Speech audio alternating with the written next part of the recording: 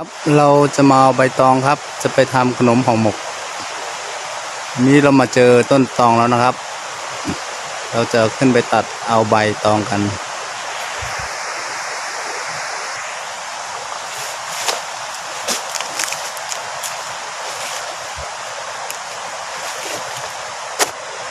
ไปครับไปตัดต้นตอง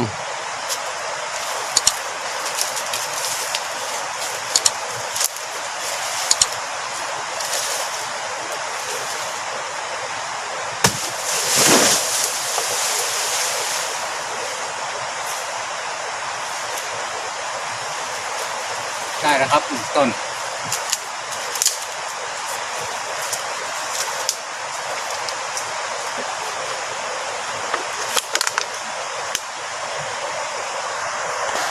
เราจะมาตัดอีก1 ต้นนะครับนี่ครับใบตอง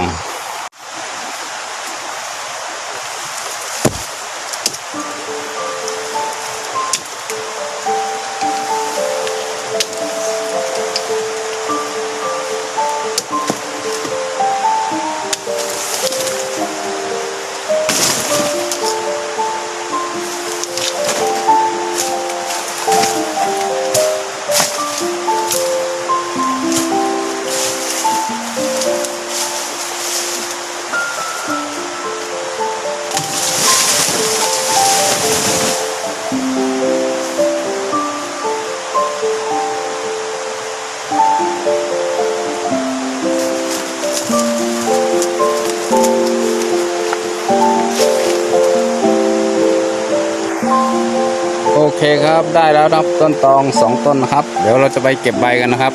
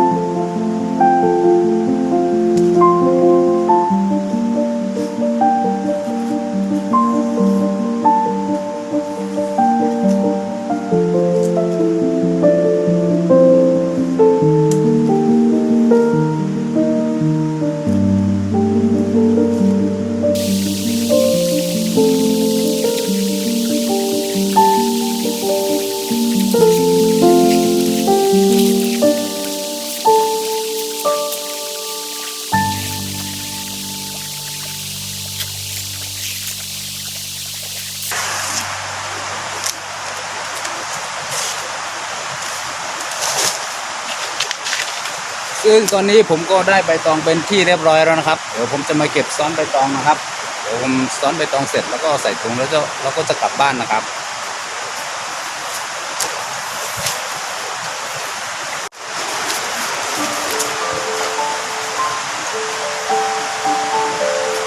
ตอนนี้เราก็จะมาซ้อนใบตองนะครับ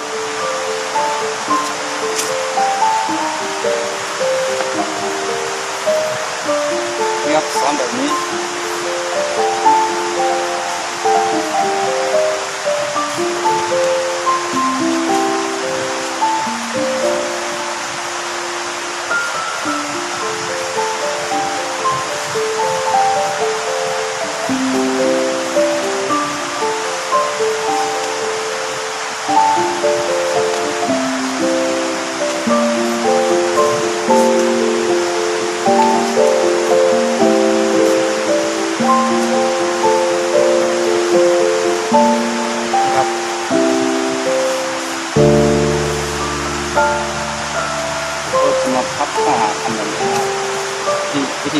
ตองนี่ครับได้แล้วครับถุงมัดก็จะมาใส่ถุงนะครับกระสอบของเรา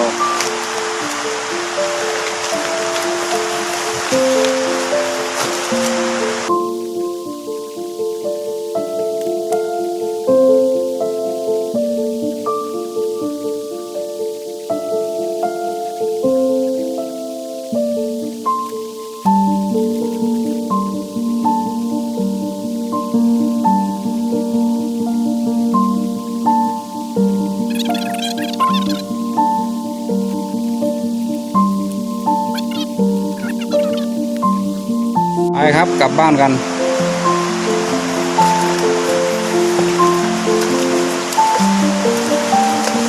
เราจะลงไปหาแม่น้ำลำธารนะครับ เราจะลงไปตามแม่น้ำลำธาร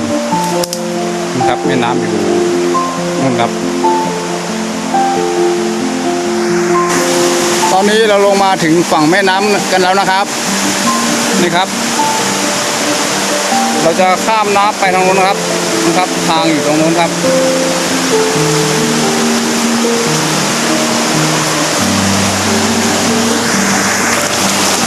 นี่คือแม่น้ำนะครับที่เราขึ้นมาตามลำธารนี้นะครับเราขึ้นมาเอาใบตอง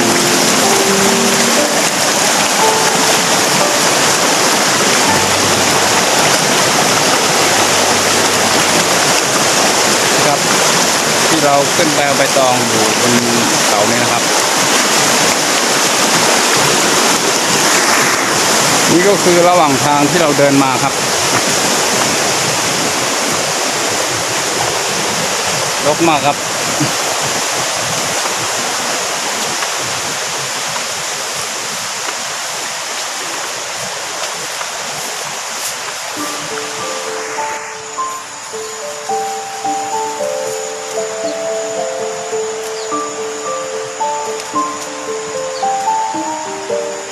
นี่ครับต้นรัสเบอร์รี่ป่าครับ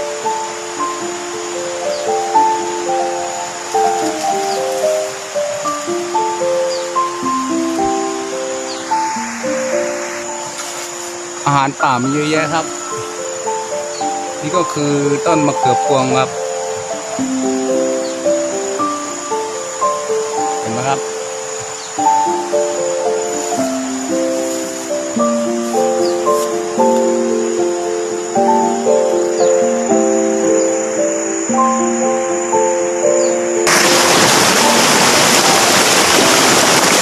นี่ครับแม่น้ำลำธาร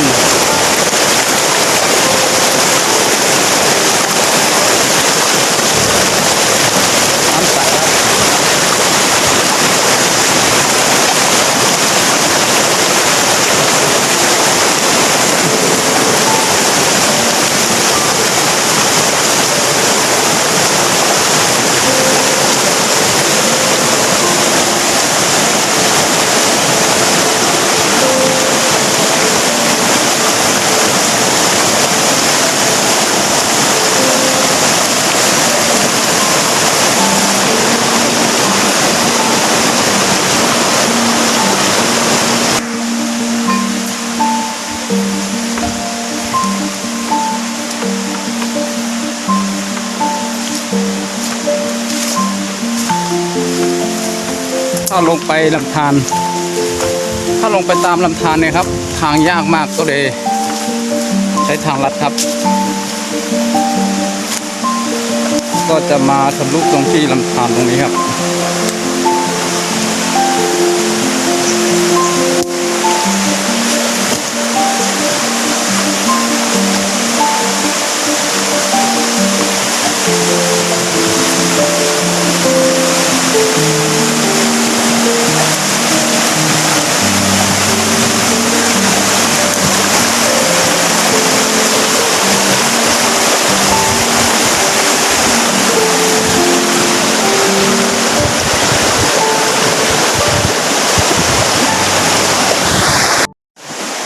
นี่ครับผักกุดครับอันนี้มีผักกุดเยอะแยะเลยนะครับผักกุดนี่เราสามารถเก็บไปผัดกินได้นะครับ นี่ครับปากกดกับ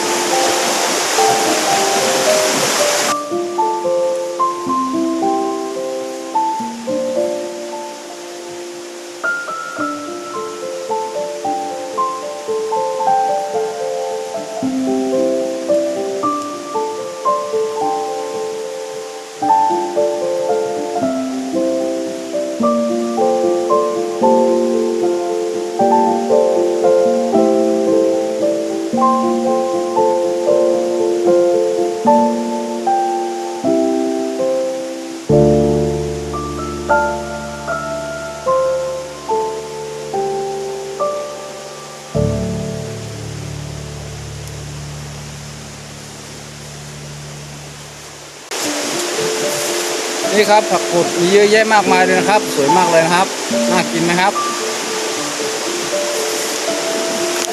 เราสามารถเอาไปทำเป็นแกงก็ได้ไปผัดก็ได้นะครับทำเมนูได้หลายอย่างนะครับผักกดครับ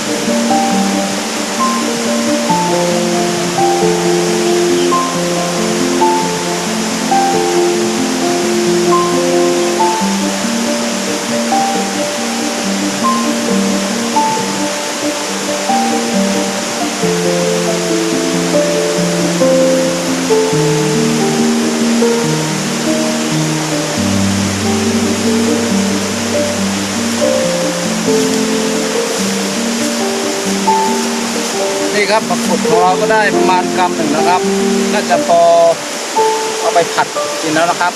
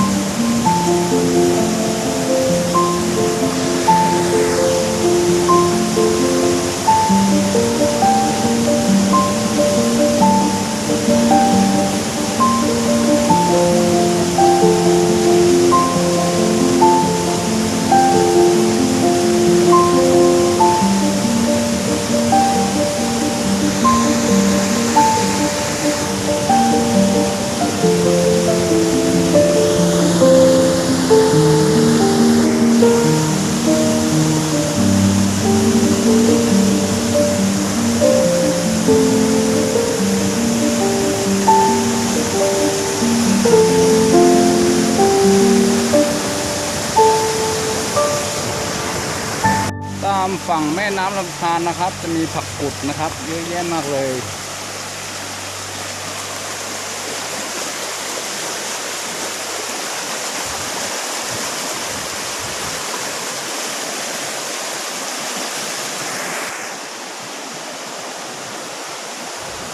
ครับกำลังจะข้ามแม่น้ำไปครับ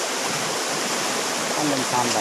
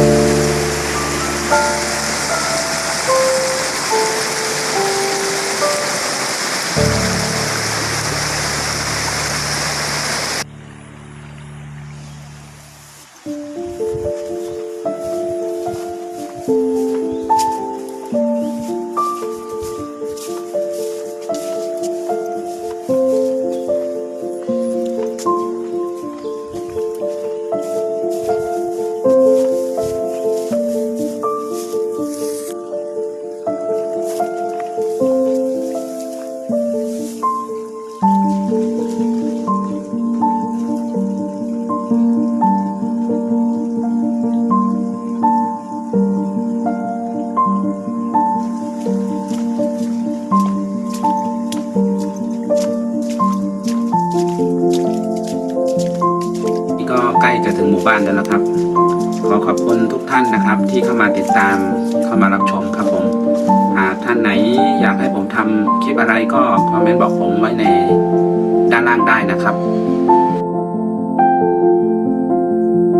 สำหรับคลิปถัดไปนี้ผมจะทำคลิปขนมห่อใบตองนะครับผมตองก็ได้แล้วนะครับกลับไปถึงบ้านก็ไปทำความสะอาดใบตองให้เรียบร้อยแล้วก็จะทำขนมห่อใบตองนะครับเป็นขนมโบราณนะครับผมขอให้ทุกท่านคอยติดตามนะครับว่าเป็นขนมแบบไหนนะครับอร่อยมากเลยครับขนมโบราณครับทำแบบพิถีพิถันมากๆนะครับรับรองว่าอร่อยนะครับผมฝากกดไลค์กดแชร์กด Subscribe ด้วยนะครับผมเจอกันใหม่ในคลิปหน้าครับบ๊ายบายครับขอปิดคลิปก่อนครับผม